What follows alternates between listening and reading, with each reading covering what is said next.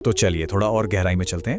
देखिए, इसको किसी फिलॉसफी के तर्क की तरह नहीं देखना है। नहीं, ये तो युद्ध के मैदान पर एक इमोशनल क्लाइमैक्स है। ये वो पल है अर्जुन के संकट का, जहां उसके सारे लॉजिक, सारे तर्क सब धराशायी हो जाते हैं और एक भयानक सच उसके सामने आकर खड़ा हो जाता है। तो सबसे पहले बात करते हैं उस बिल्कुल कच्ची भावना की, उस रॉ इमोशन की, जहां से ये श्लोक शुरू होता है। ये कोई दलील नहीं है, बल्कि एक गहरी पीड़ा की आवाज है। श्लोक की शुरुआत होती है इन दो शब्दों से।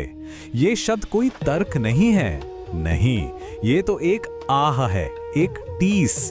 पता है, वो आवाज जो तब निकलती है जब कोई इंसान उस भयानक सच का सामना करता है जिससे वो शायद अब तक भाग रहा था।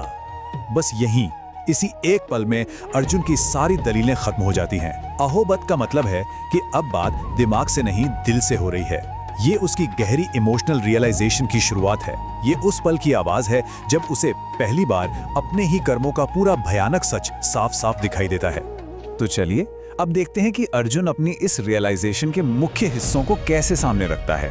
वो एक एक करके नाम लेता है, पाप क्या है, उसकी वजह क्या है और वो काम क्या है। पहला शब्द है महत पापम। ये संस्कृत शब्द है उस महान पाप के लिए जिसकी यहाँ बात हो रही है। ये कोई छोटी मोटी गलती नहीं है, नहीं, ये एक ऐसा अनर्थ है जिसका वजन, जिसका बोझ अर्जुन को अपने कंधों पर महसूस हो रहा है। तो मतलब सबसे जरूरी बात क्या है? वो ये है कि अर्जुन को अब उस गलती का आकार समझ में आ गया है। अब उसे हार का डर नहीं सता रहा, नहीं, उसे डर है एक बहुत बड़े, एक बहुत गहरे नैतिक पाप को करने का।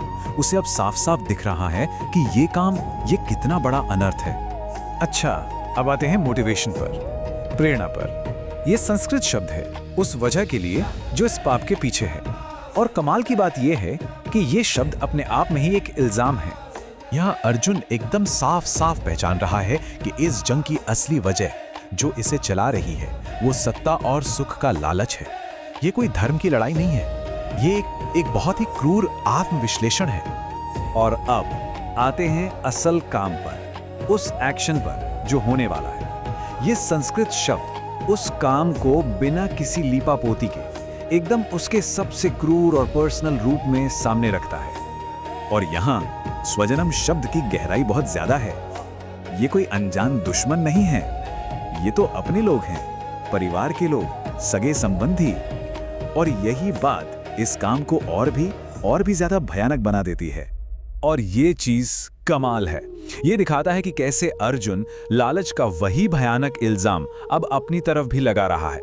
वही इल्जाम जो उसने कुछ देर पहले अपने दुश्मनों के लिए इस्तेमाल किया था, अब उसके लिए कोई फर्क नहीं बचा। तो चलिए अब इस श्लोक में इस्तेमाल हुए एक बहुत ही जरूरी शब्द, एक प्रोनाउन पर ध्यान देते हैं और समझते हैं कि जिम्मेदारी और साझा गुनाह के लिए इसका क्या मतलब है। यहाँ वयम यानी हम शब्द पर जोर है। अर्जुन का मैं से निकलकर एक सामूहिक, एक कलेक्टिव हम तक पहुंचना, ये बदलाव, ये बहुत बहुत जरूरी है। मतलब अर्जुन खुद को इस फैसले से अलग नहीं कर रहा, बल्कि वो खुद को भी इस इल्जाम में शामिल कर रहा है। और ऐसा करके ये एक बहुत शक्तिशाली आत्म आरोप का काम बन जाता है। वो एक तरह से कह रहा है ये गुनाह सिर्फ उनका नहीं, ये हमारा है। अच्छा, तो अब जरा एक कदम पीछे हटकर देखते हैं। इस श्लोक को पूरी कहानी के संदर्भ में रखते हैं, समझते हैं कि ये पूरी कहानी का टर्निंग पॉइंट क्यों है। देखिए, कृष्ण की ये जो चुप्पी है ना, इसका मतलब बहुत बड़ा है। ये दिखाता है कि कोई भी ज्ञान मिलने से पहले आत्म साक्षात्कार का वो पल बहुत जरूरी है। पहले अपने सच का सामना करना पड़ता है, तभी कोई दिव्य ज्ञान को समझ सकता है, उसे अपना सकता है। ये टाइमलाइन देखिए, इससे साफ पता चलता है कि ये श्लोक इमोशनली और लॉजिकली बिल्कुल पीक पर है, सबसे ऊंचे पॉइंट पर। और इसके ठीक बाद कहानी में एक जबरदस्त मोड़ आता है।